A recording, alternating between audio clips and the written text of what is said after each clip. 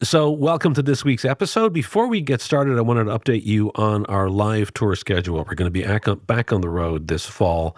We're starting in Dallas, Texas at the Richards Group on Thursday, September 18th at 6 p.m. Our theme or our topic is Ideas Born in Texas. And the reason we're doing that is because I don't think, and I think a lot of people in Texas don't think, that enough of us in the industry understand exactly what's coming out of the great state of Texas as it relates to advertising. Now, many of you may be familiar with agencies like the Richards Group. You might be familiar with GSD&M, BBDO West, but there's also a bunch of other great shops. Lerma, in the last few years, has been doing some great work.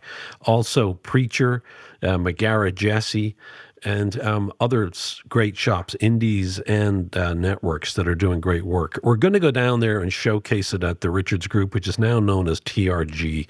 You can get tickets to this show, again, September 18th, Thursday, September 18th. We're going to be down there. You can get tickets on our website under the live tour tab. And then from Dallas, we are going to be going to New York City. We're going to be at Mischief, their brand new beautiful offices in Brooklyn, on Thursday, September 25th. And we're going to be talking about change and an alternative view on change that is more evidence through the work. Now, I think a lot of us seem to be constantly talking about change, and it seems to be the chatter everywhere. It's all over LinkedIn. It's all over everywhere.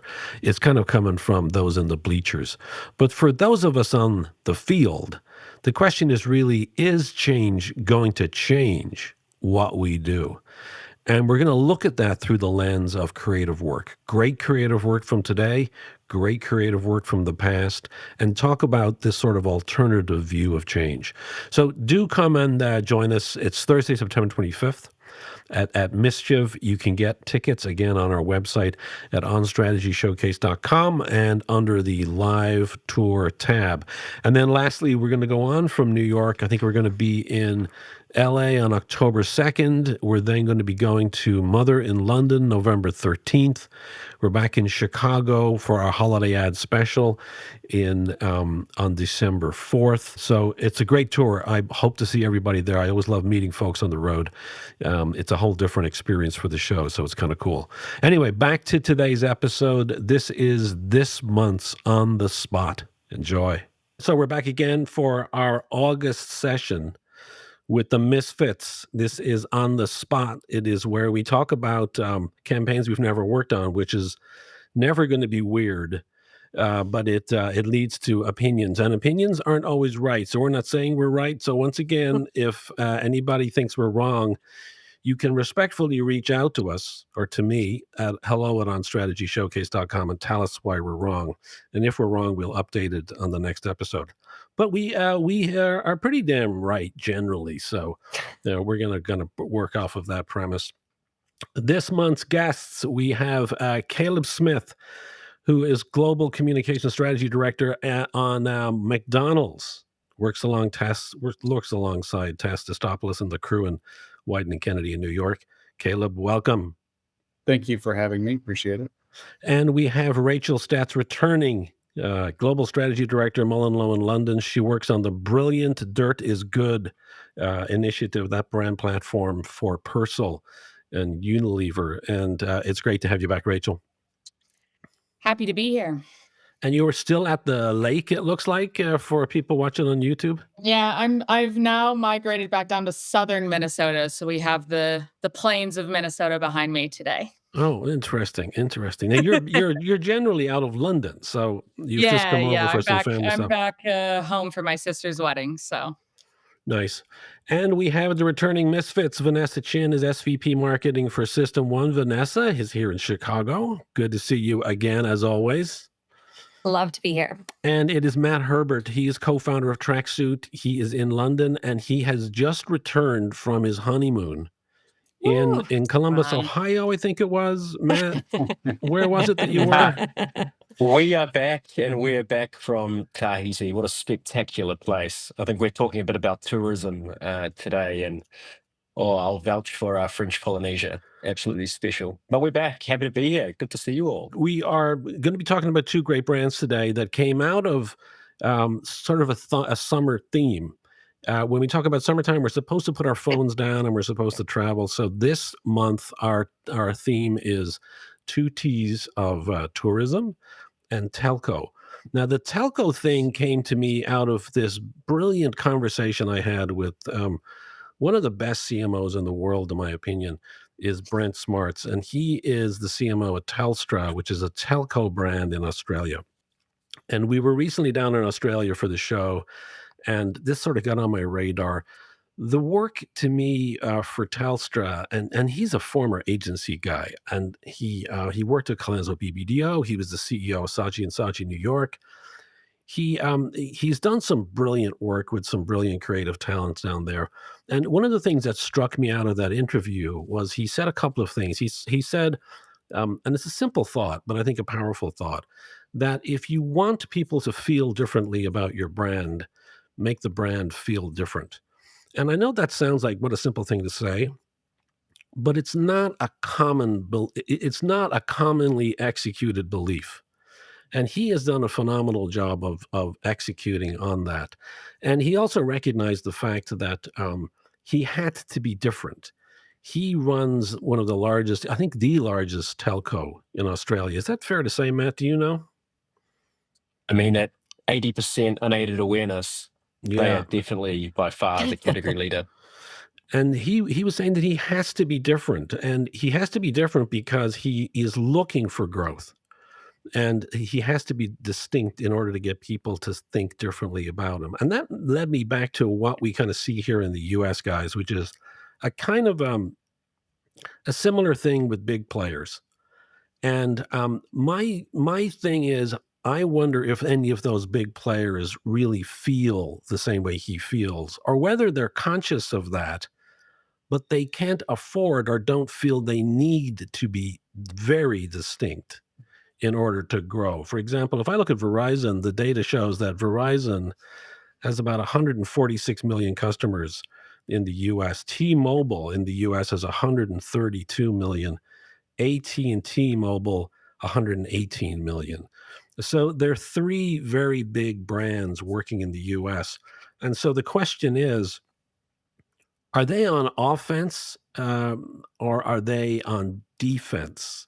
Rachel, how do you kind of think about these brands? They're huge, they're big, but are they really trying to be aggressive marketers? Yeah, so I did my time on Verizon at RGA New York, so I'm a little bit familiar with the telco category, not in Australia, but certainly in the US. And I think, you know, the thing that's interesting about Verizon, for example, which may have some similarities to Telstra, is that it is one of the big, it is, I think, depending on how you're measuring things these days, one of the biggest networks and certainly the one of the best connected networks in the US. But I think what's different about between, a Verizon and a Telstra is I've seen every funnel in terms of unaided awareness to consideration, all of these kind of functional ways, which obviously Matt can speak more to specifically. And I think that they understand some of the things that they need to deliver on functionally. Like they might be looking for growth still, right? They still want to, be taking from your T-Mobiles, your AT&T and that type of thing.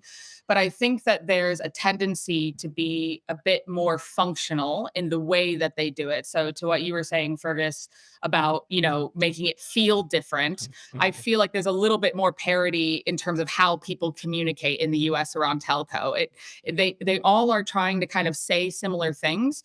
And some of them might deliver on it better than others, but there isn't as much, I feel like, differentiation in the category in terms of how they're doing it. And particularly, I think, from an emotional standpoint, it's not something that they trade on as much, which I think is a miss. And why I love the Telstra work so much is that I think that it is distinctive and standout, but also is breaking from a lot of the tropes of the category. I suppose with Brent, what he was thinking of, Caleb, is the idea that he is a big major brand, but he can't acquire himself to growth. So for him, in his mind, I can be uniquely different without alienating my base. He feels that he can still be both. And I think maybe in the US, the concern is if we evolve too much or if we do something that's truly distinctive in telco, that it might disrupt our base. I mean, how do you look at it?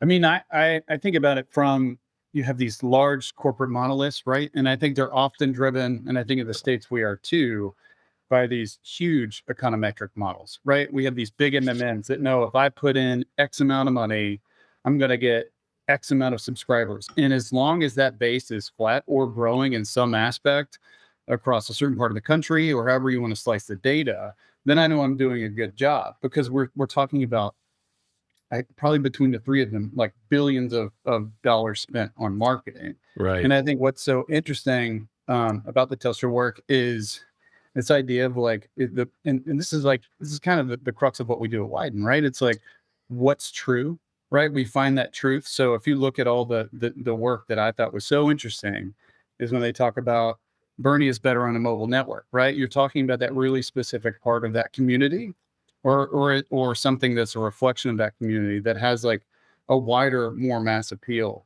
And I think So let's explain what that is. To your point, in the better and a better network work for Telstra, because geographically Australia is such a wide, large space in terms of landscape and territory. They decided to do individual executions that correct. are Yeah. relevant to specific towns or cities or regions. So it was very sort of regionalized work, right? Yeah, it's super regionalized work, but it has like mass, scale or like national scale. Yeah, And and and universal everyone appeal. everyone can see why that works. Um, I think what you have in the States is something we're just working in tonnage too. And not to slag off like major holding companies, but we're moving like this amount of money to this amount of eyeballs, right? And we're dealing in scale. And if again, back to my earlier point, if we're like adjusting the dial here on like below the line paid digital, right? And I know that I have a click-through rate of 0.15% to now 0.16%, that might yield me X amount of dollars in return. Again, that's hyperbolic, but I do think like we are so moved by what's But does it happening. work though? It seems to. Is your contention that it actually works or it works against them? I think it works. It feels like short-termism, I guess is what I would say. So you can point to it and say like, yeah, we're working right now, but what is it actually doing for the brand in the long run? And does that actually yield like higher affinity or people having, like we were just talking about, like a larger emotional appeal from the brand, like that kind of thing. Right, I right. think Caleb, to that point, and I guess Fergus, what you were saying about alienating your base. I think the other thing about the Telstra work, I was talking to one of my Australian friends about this. And one of the things I think is interesting, and you guys can correct me if I'm wrong, but Telstra is obviously so massive, and it is once in some of these areas of Australia, it's one of the only networks that reaches to some of these far off regions. Because I think it also used to be government owned, Yeah, which yeah, it was. is a whole other thing in terms of how it's embedded in the Australian psyche. So I feel one of the things that I found interesting is in some ways there's not necessarily a financial incentive or any pressure to be representing some of these areas, right? Because they're already there. Like in some instances, the consumers don't have any choice but to be with Telstra, which I think actually makes it even more interesting because I think there's 26 spots in total that they kind Yeah. of said we are representing this diversity of this country, but it isn't necessarily like, oh, because we're down in this market necessarily. In some of them, they might be for sure, but I don't think the major cities are acknowledged at all. And I don't know as much about the ins and outs of their business model. But to me, it makes it even more interesting that they're representing people and cultures that, they don't necessarily have to, if that makes sense from a business standpoint. So Vanessa, how does the Telstra work test? And what's your thought on the work itself? Yeah, I wanted this work to score off the charts Please let it work. because I Please. really, really, really like it. It's not performing at average even yet. Tell me about So that. And this is with an Australian audience? yeah, Yes, this is with we tested it with an Australian audience, and the telco category is not high scoring in general. The average is around like low twos, and this performed in like the 1.5, and I think for a couple reasons. So this is a very distinct use of humor, a little dry, a little offbeat. You've got with each spot, you're introducing new animal characters. And so there's an element of the response to the work was, I don't recognize the work. I don't know Hmm. who it's for. The humor is a little bit silly, a little bit random. I'm not sure what this is. By the end of each spot, everyone knows it's for Telstra. They recognize the logo. They know who it's for. But when you look at the recognition in the fast fluency, like how many seconds in, it's taking the customer base at least 50% of the time to understand who it's for. So Based on initial exposure, right? yes. So Okay, first with exposure. that, yeah, yeah. So with that, I think I mean, obviously should stick with this campaign. It's got a lot of merit to it. It's really fun work, but I think that over time they're going to if they can have some consistency with the characters and with the animals, they'll recognize it. They'll recognize the look and feel. It'll become less silly and random, and it'll become Telstra. So when you're Mm. using something that's this distinctive, give it a minute and allow your audience to instantly recognize this as it's yours. And you're trying to obviously communicate the better network. In Australia, there are two major telco businesses, one being Telstra, the other being Optus. And so it's similar to the US in a sense that you've got this kind of top two or three that are really fighting it out. Um, what we looked at from Tracksuit and tracking the telco and Telstra and a bunch of the brands is what's the holistic movement that we're seeing. And if we compare the last 6 months compared to the 6 months beforehand, so kind of pre and post this campaign in the Olympic spots, Telstra, on the face of it, awareness, consideration, preference, usage, the standard brand metrics, they're all remaining stable. Okay, great, big brands, hard to move those, remaining stable, that's a pretty good job. But there's a nuance in here, and there's a nuance being perceptions for Telstra around reliability and trust are significantly increasing. Mm. And so Telstra is continuing to move people through the funnel from consideration to preference, winning the hearts and minds against the two pieces that are most important to consideration and preference. That's reliability and that's trust. And the better on a better network was focused specifically on reliability. I look at the big three, which is AT&T, Verizon, and T-Mobile in the US. And for me, it's difficult to see significant distinctions between them. And I'm curious, from a widening Kennedy from a Kayla point of view, do you look at those three big brands and see strong distinctions? Do you see things that are weaknesses? Do you wish there were things that you could get them to do better? I mean, it's really interesting because in some ways, telco in the United States now, in the past few years, probably last decade, just feels ubiquitous, right? Like all three of these brands, I think you could argue like their biggest competitor might be one another, but also they're like their own ubiquity. Like it now feels like a lot of wallpapering because I think to where we are from an infrastructure standpoint, and even just thinking about it economically, what's more affordable and what's reliable, right? And I think that's where folks are trying to make more of a distinguish themselves. I am curious, like if you've even noticed some of the AT&T work, it's shifted from connection is everything to connection means something, which I think is actually an interesting wrinkle. I agree. Yeah, so here's a spot from the latest AT&T campaign. The itsy bitsy spider went up the water spout. Can you feel our network? You can feel the pride. Yeah, I'm a little bit nervous. You're gonna do great. Thanks, bro. You can feel the love. Way harder than I thought. You may not be able to see how much we've invested building the nation's largest wireless and fiber network, but 290 million Americans feel it every day. Connecting changes everything. A brand like that trying to find some sort of like emotional connection or hook into a consumer is maybe the way to go, because again, it does feel like there's like red, there's blue, and then there's pink, and it's like it almost feels commoditized. I think even compared to the 90s when T-Mobile was, you had John, the CMO, he wore pink everywhere. Like there was more of a personality, I think, behind the brands in a way that probably doesn't exist today. And I think that might have to just do again with scale and tonnage. Doesn't System One love the T-Mobile work, Vanessa? Am I remembering that right? In terms of it rates really highly in your system? Oh gosh, yeah. Well, some of the Super Bowl, like Zach Braff work, did score well. It's really hit or miss.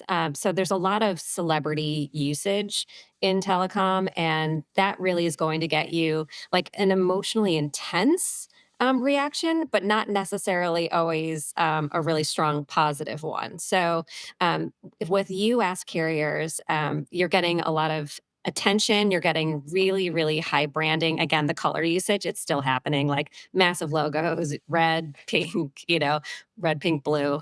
So you get that. But in terms of who in the category is really getting strong love, it's more on the device, manufacturing side. Mm. The Apple, Samsung, they're really doing the strong storytelling. They're making you feel love and commitment towards the brand itself. They're really doing a good job of winning hearts and minds. I think it's interesting that Matt said that the Telstra work is testing and moving the dial on trust and reliability, because the number of times that I heard that from Verizon is like, we need to move trust, we need to move reliability. They're all saying the exact same thing. And a lot of the ways that they are achieving that is basically by saying the words trust and reliability and connection, like over and over and over and over again, as if that's the thing that will then make them trusted, versus actually doing something that makes you feel like you trust them. And to what Vanessa was saying, a shortcut for that is oftentimes like a celebrity or something like that, like some kind of establishment of responsibility. I've always just wanted the telco category. I think AT&T is starting to go in the right direction. I'm not as familiar with all of the work, but like the culture around the telco category, like how people connect, is fascinating. WhatsApp's doing a bit of this actually in the UK really well, of understanding the humanity that exists around what those connections mean. So one example that I always said to Verizon was like, for example, the way that people FaceTime just in the world is insane. Like I'm on a bus and someone FaceTiming their cousin like in another country. That is crazy. There's so much interest and like richness and texture and the human behavior around what your product fundamentally delivers, which I think the Telstra like work is kind of doing that, right? Because it's saying the same thing over and over and over again of like, it's better on a better network, but it's giving an indication that we understand who our audience is. We understand, theirs is a little bit more top level of just kind of like cultural, a cultural kind of sensitivity and understanding. I just think so much of the telco work, but a lot of the work in this, like it just starts to feel a bit flat. Like everything starts to feel kind of similar. And yeah, there's the differentiation of just the colors, but it all just feels like we're saying the same thing in a different font, basically.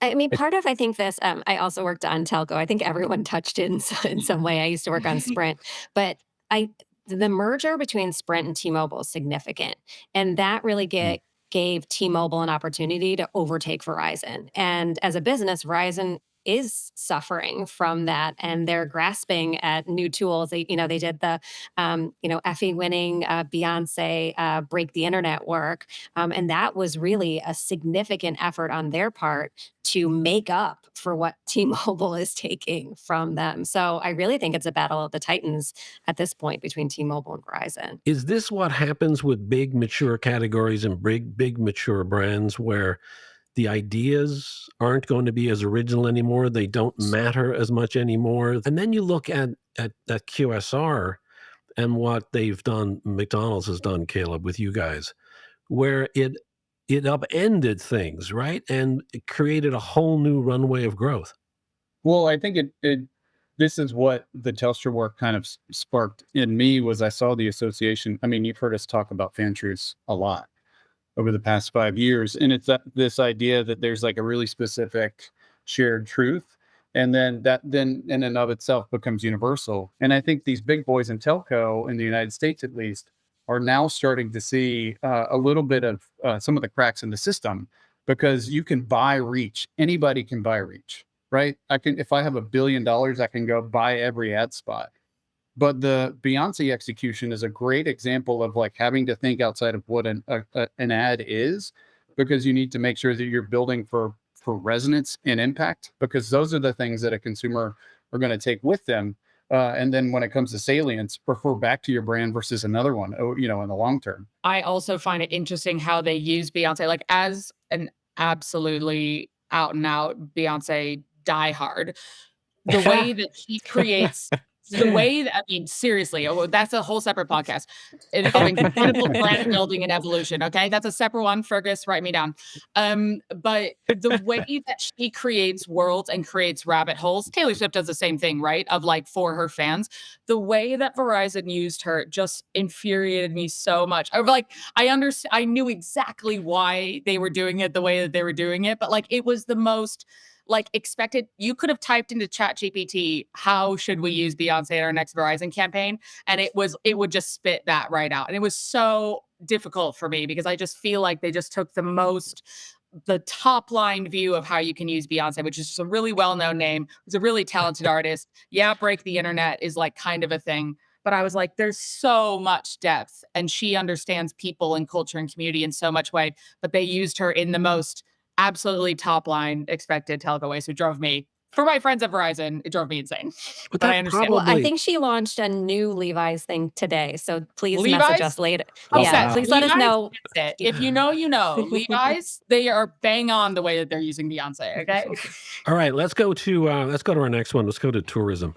Because I think there's a lot of similar activity that's happened in tourism over the years. There used to be this sort of a sense that tourism ads had to be sort of aspirational. They had to be these beautiful, idealized messages and imagery, that everything had to focus on the place and the traditions and the usual sort of tropes, and that everything had to be sort of perfect. Right? That was sort of the way tourism advertising has been in the past.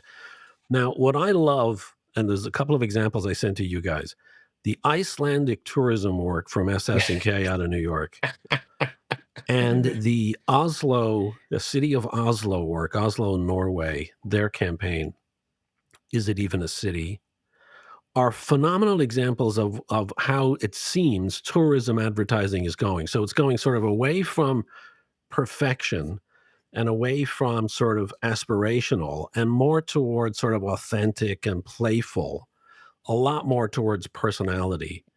And I thought those two campaigns were perfect examples of that. What do you guys think of that new work? And do you think there's some truth in this evolution? I think what's interesting about the tourism, the stuff for both Iceland and Oslo, is that it's self-aware just as much as what it is not. So I think what's interesting about it is that it's kind of pushing against something, they might not be kind of the top places, obviously, that people would typically go, but they aren't kind of shying away from that. And actually, the way that they're kind of drawing attention to themselves is leaning in to just as much of what they're not as what they are, in a way that has a bit of a wink and a nod and pushes against, potential, cultural tropes. Or obviously with Iceland, they're pushing against things like the metaverse and tech. So here's a spot from the Icelandic tourism campaign that parodies that video that Zuckerberg did about the metaverse. And they have a guy that looks exactly like him. So if you're not watching this episode on YouTube, check it out on our website and you can see the actual spot. Hi, and welcome to this very natural setting.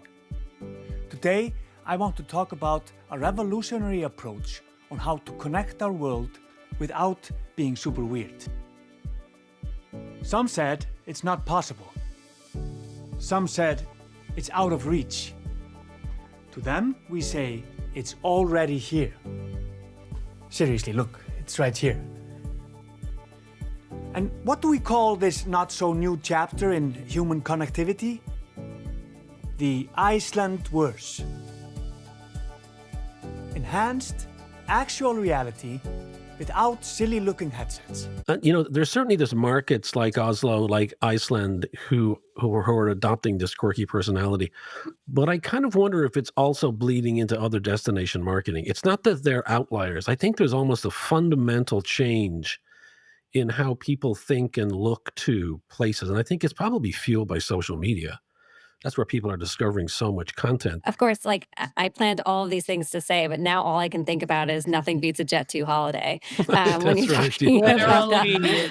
Yeah, all what of the hell That with part. that? in terms of the work that you sent us, on the flip side, outside of fluency, I really liked the Iceland work, because what I saw in terms of an emotional reaction was a mix that you never really see, a mix of sensory pleasure from the beautiful scenery, uplifted, and humor and amused. That triple threat is something that's very rare, and the Iceland work did. And I think it's very distinctive, and it scored over a 4-star.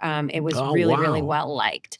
So it was still plagued by some of the fluency issues, but I think some of those key things that they talked about, the Northern Lights, things like that. I think some of that stuff is sticky, but it just wasn't something that they could easily say it was like visit Iceland. Like, So I'd was also add too that, like, yes, they've made like brilliant films and they're very funny, but a lot of the other actions that they've taken as a brand have also been like really clever.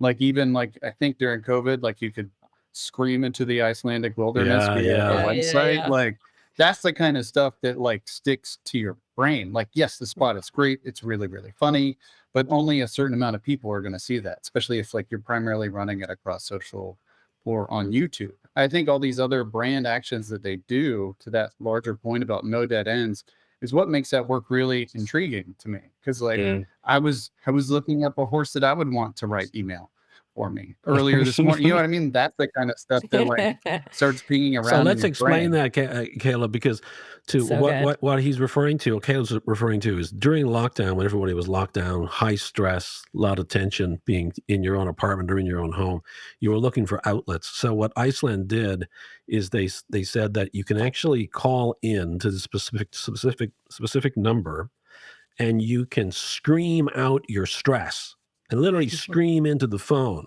And then what they did is they actually had speakers set up in the wilderness of Iceland, and they played everybody's screams. So you were able to vent into this beautiful wilderness. Mom, yes.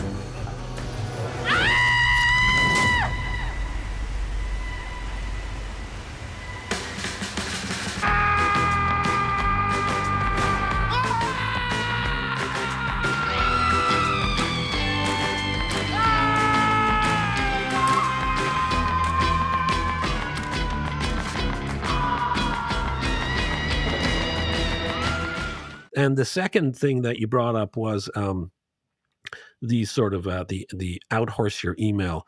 This is their message around work-life balance, and it was fucking brilliant. And what it is, and I'll put these spots in the show for YouTube people, and you can see it on our site. But what you're doing is you're getting you're getting this, because they have wild horses in Iceland. Very, very beautiful horses. They just run wild. And what they did is they brought this massive keyboard in, and they allowed wild horses, and you could pick whichever one you wanted, to walk across this live keyboard, and that would become your out of office email that would go to anybody that was trying to reach you, and it allowed you to spend time off of email.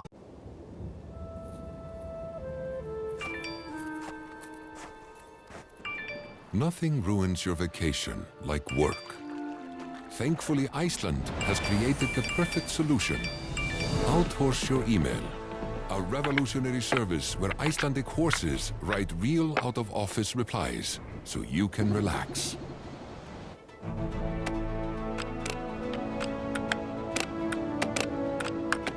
They are trained in corporate buzzwords. Your boss will never know the difference.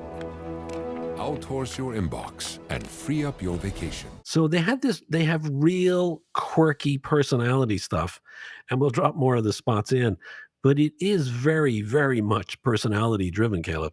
Yeah, they're thinking outside of like, it's what's the platform, like what's the campaign versus what's the ad, what's the spot. Like, I'm sure, I'm hoping that there's not that their art director and copywriter aren't like, here's our film, because the film isn't the idea, right? The idea is the idea. And it's this way of like, they're bringing, especially during COVID, they're bringing like this beautiful travel experience to people who couldn't do it. And it's like enabling travel and an experience of the place until you actually get there in a multitude of different facets through this really clever, funny filter.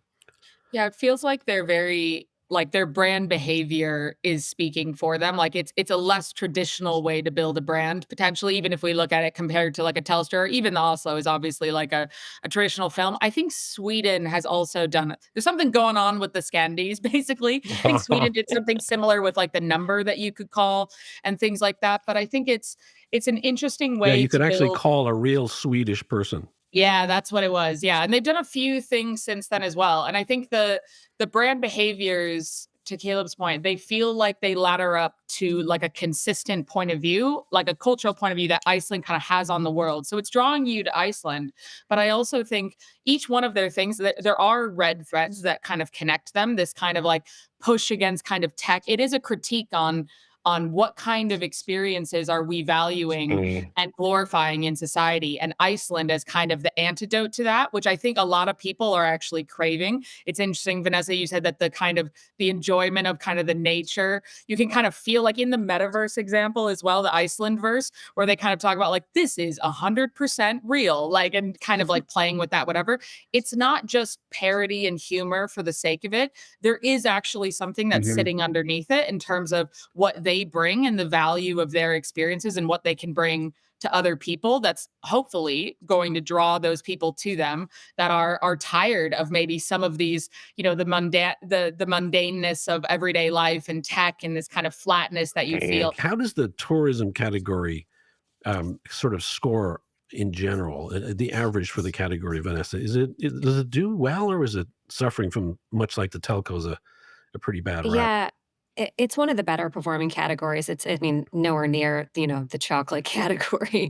That stuff always performs really, really well. But the average is about 3, which is actually really, really good on average. And that's just because there's a lot of, beautiful scenery and people feel really good about it.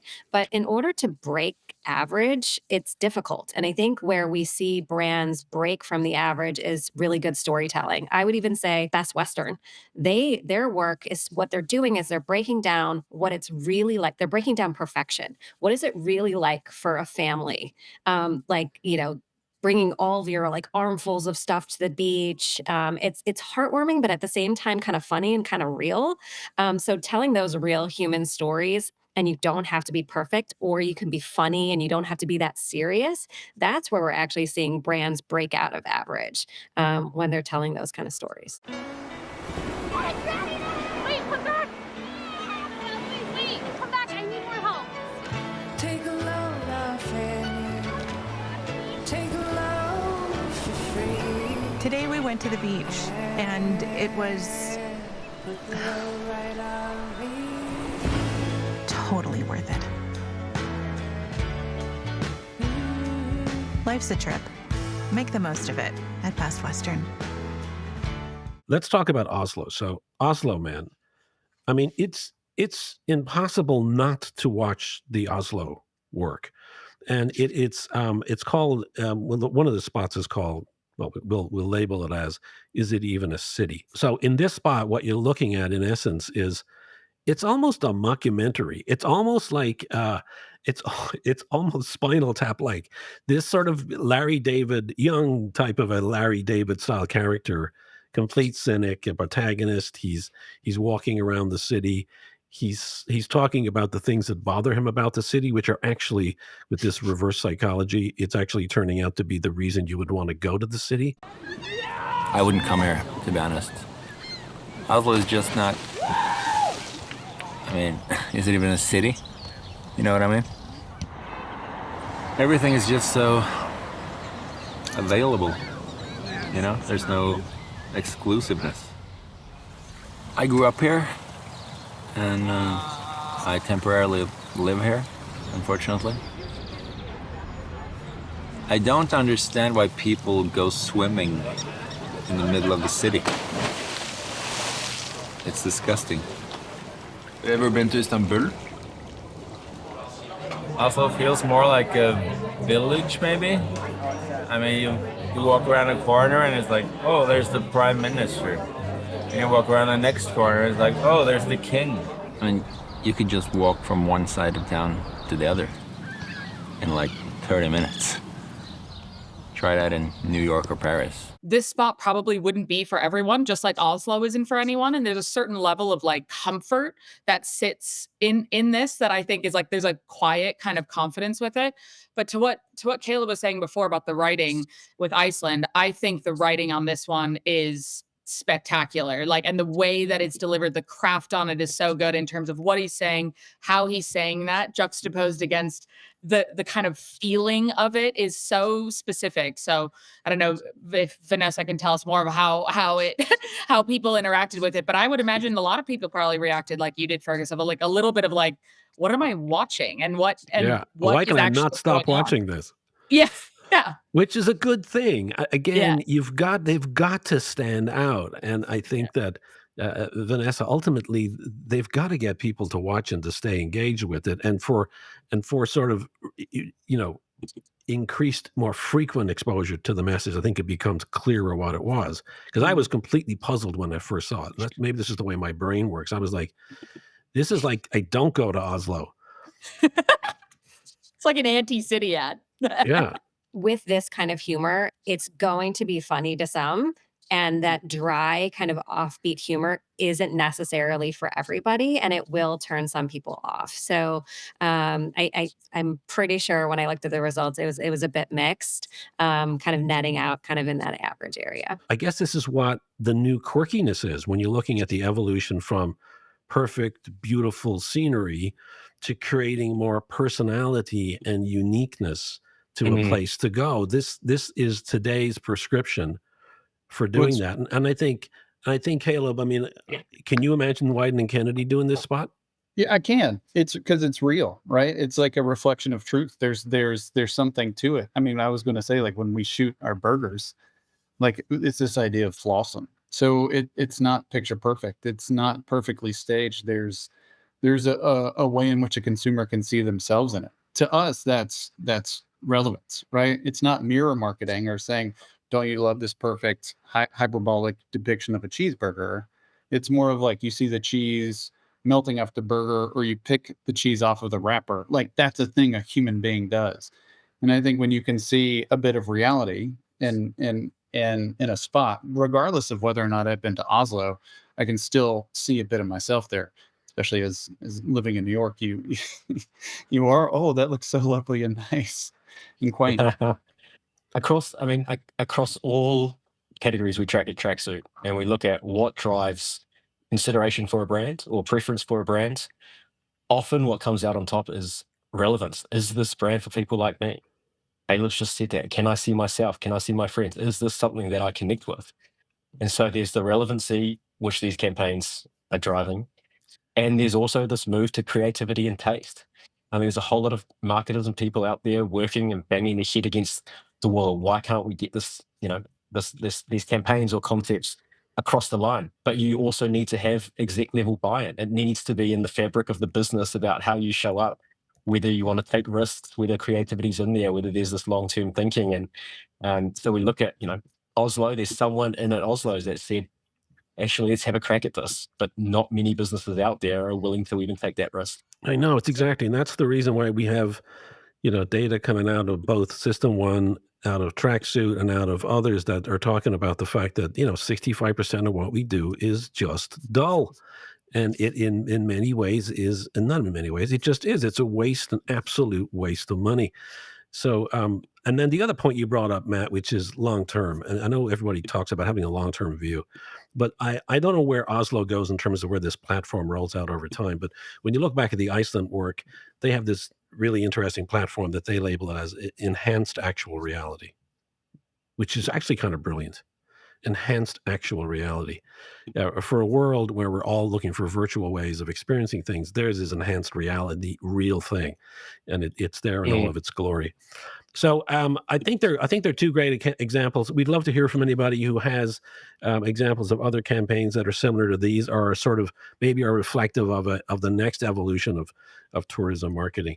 But I think when we look at both of these, it's like, how are, from my closing thoughts, and I'll go to each of you as we go around here.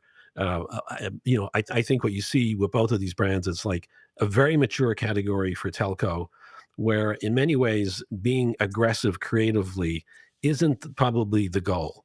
That the goal is stability and incrementality. Only 12% of the US population shifts their wireless account each year. So those are the ones in play. That doesn't include people who are coming into the category, of course. But when you've got three brands that are almost neck and neck in market share, it's not about risk. It's about sort of, I think, holding where you are steadily and building slight incremental growth over time or growing through acquisition. So big opportunity for challenger brands that can nitpick on that, like Mint Mobile and others. And now you've got the guys from Smartless Podcast have come out with a mobile offering. You've got the Trump guys now are coming out with Trump Mobile. They can build pretty major, significant businesses just by peeling away one or two share points in a market like the U.S. So I don't know. Is there great creative opportunity among the mature brands in telco in the U.S.? I don't know that it's necessary. I think the creative opportunity is for those challengers who can come away and pick away at the bottom and build really successful businesses. Then the same in tourism. You've got the idea that in order to be a challenger, you have just got to do great work. No other way about it to get noticed. And you've got to be reflective of culture and the way people want to experience that, which is not the way it used to be in the past. So there's my preamble to you guys. Can I go to Vanessa for some closing thoughts? Just wanted to put you on Sure. the spot.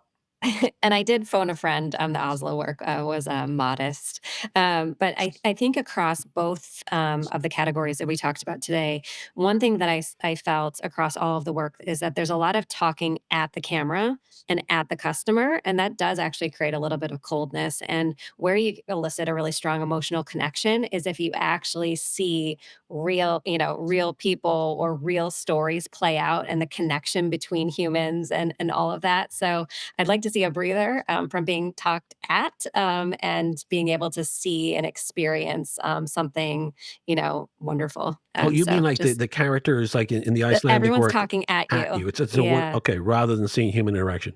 And you Yeah. feel that builds a greater emotional connection with people? It does. In all of our studies, we've seen that interaction between people or getting to know a character a little bit more intimately, than being talked at, does elicit a stronger positive emotional connection. Interesting. That's kind of like the Irish tourism work is doing a pretty good job of that.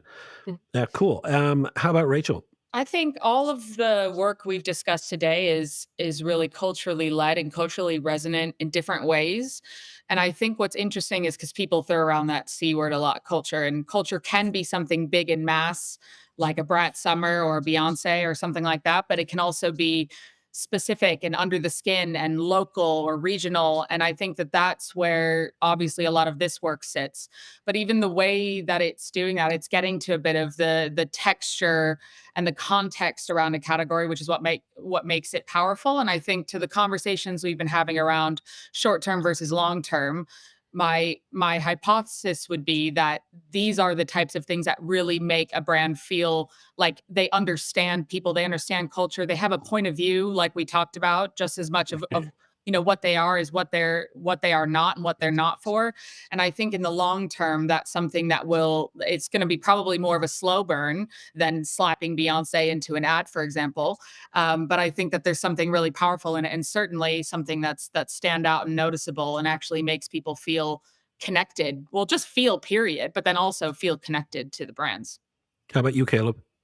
I mean, to me, it always comes down to like, is it true and is it interesting? I mean, not to I'm going to butcher this quote by Dan Wyden, but it's like the best ad is a conversation over like that you overhear between two people, right? Like Right, right. there's relevancy in both of these. I can see myself in both of these without having to be necessarily in Australia or traveling anytime soon or in Oslo. Like I do think that there is something to be said about having a point of view, which all of this work has, and I think often we don't, and that's because we're, what's the machine? We're churning it out, we're doing it. What's next? What's next? What's next? Versus like, well, let's stop and think. Like, do we like this work? And Right. I like not that might sound reductive or an oversimplification, but sometimes I think we can overthink it a bit. And to me, these are both really honest, real reflections of clever work that's true, and I can find a human truth in all of it. Yeah. And then finally, Matt.